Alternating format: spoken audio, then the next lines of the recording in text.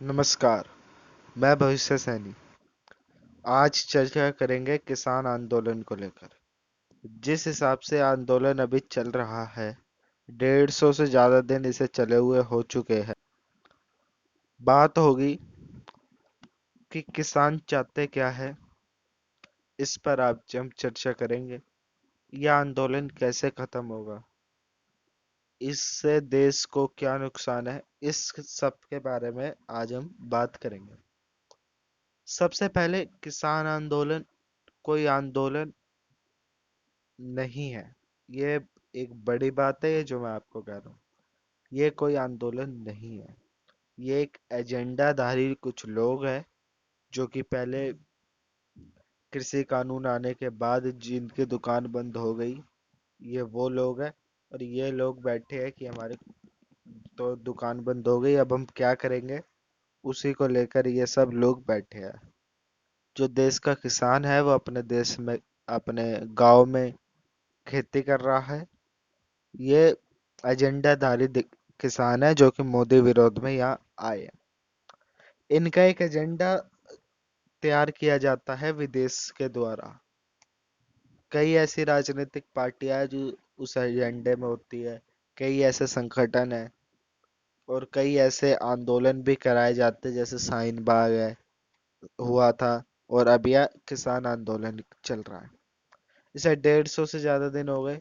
लगभग 8 बार सरकार बैठी इन किसानों के साथ बातचीत करने के लिए, लेकिन किसान मानने के लिए तैयार नहीं है। इनसे कुछ पूछा जाए कि बताओ कि तुम्हें किसी कानूनों से क्या दिक्कत है, तो ये कुछ बताते नहीं है। इन्हें साफ कहना है इनका कि कृषि कानूनों को रद्द किया जाए। और कृषि कानून रद्द नहीं हो सकते बिकॉज 70% जो हमारे देश का किसान है, जो कि उत्तर प्रदेश में, मध्य प्रदेश, राजस्थान, इन कुछ जगहों पर जो किसान है, उनका कहना है कि ये कृषि कानून बहुत अच्छा है। उनके लिए इस कृषि कानून ने बहुत सारे दरवाजे खोल दिए। और जैसा कि अभी आपने खबरों में भी पढ़ा होगा कि इस बार एमएसपी भी बढ़ाई गई है। और इस बार जो है सबसे ज्यादा फसल खरीदी गई है। और किसानों को सबसे ज्यादा फायदा हुआ है इन्हीं कृषि कानूनों की वजह से। लेकिन कुछ लोग, राकेश टिकैत जैसे लोग और कई राजनीतिक पार्टियों के लोग इस आंदोलन में साथ है किसानों के। यह आंदोलन हुआ कैसे शुरू, मैं उससे थोड़ा शुरू करता हूँ। यह आंदोलन शुरू हुआ कृषि कानून जब लाए गए। विरोध ये पंजाब के किसान ज्यादा कर रहे थे, लेकिन जब वो पंजाब में था। लेकिन जब ये दिल्ली में आए, तो जब इन्होंने 26 मई जनवरी की घटना की, तो उसके बाद देश की नजरों से उतर गए। ये एक एजेंडे के तहत काम कर रहे हैं। जैसा आपने खबर सुनी होगी कि अब ये ममता बनर्जी से भी मिलने गए। बंगाल में इन्होंने बीजेपी के खिलाफ मोर्चा भी खोला। और जैसे कि अब ये मोर्चा खोलेंगे अपना 2022 के उत्तर प्रदेश चुनाव में। उत्तर प्रदेश चुनाव में ये इसलिए मोर्चा खोलना चाहते हैं ताकि बीजेपी ना आए और देश का हम बांट सके, देश का विभाजन कर सके। और ये बीजेपी नहीं होने देगी।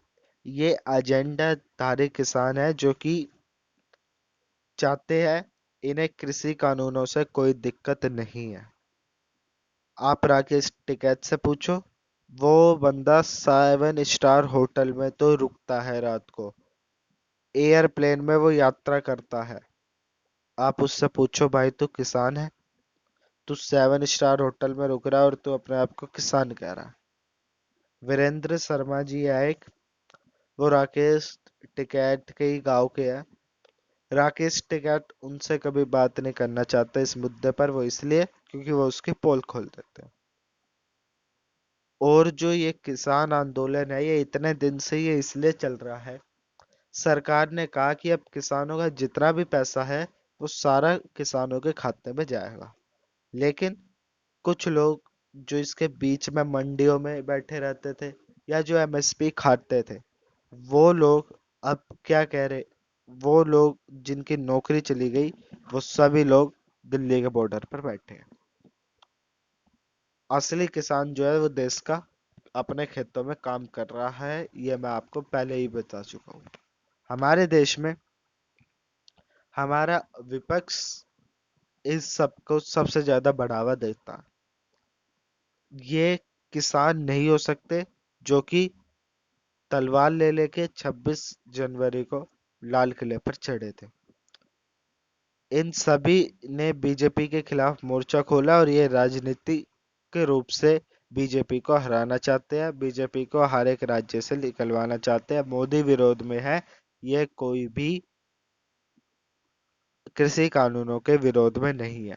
और ये मोदी विरोध क्यों कर रहे हैं, इसका भी कारण मैं आपको बताता हूँ। अगर हम बहुत सारे इकोनॉमिस्ट की बात सुने तो उन्होंने बहुतों ने कहा है कि इंडिया जो है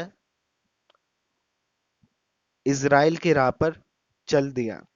मतलब इजराइल जितना विकसित होने जा रहा है देश, इजराइल जैसे टेक्नोलॉजीज इस देश में आ जाएगी, इजराइल की राह पर भारत है।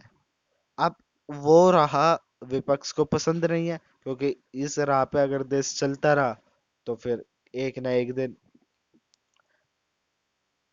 इनकी सरकार तो कभी आएगी नहीं। तो इसलिए ये क्या, ये मोदी विरोध में कार्य कर रहे हैं।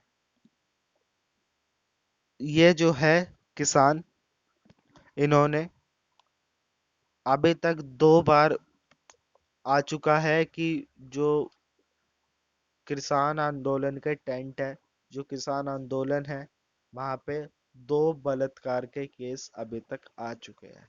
क्या आप खुद बताइए, क्या ये किसान है? अगर ये किसान होते तो क्या 150 दिन तक एक ही बॉर्डर पर बैठे रहते? क्या इन्हें कोई और काम धंधा नहीं है? इन्हें खेती नहीं करनी है अपने खेतों में? ये सब एजेंडाधारी लोग हैं जो कि देश का विरोध और मोदी सरकार का विरोध चाहते हैं। और इनके साथ कुछ राजनीतिक पार्टियां भी है, कुछ संगठन भी है, कुछ पत्रकार भी है। तो मेरी आपसे यही विनती है कि इनका एजेंडा को समझा जाए और किसान आंदोलन का विरोध किया जाए। धन्यवाद। मिलते हैं बाद में।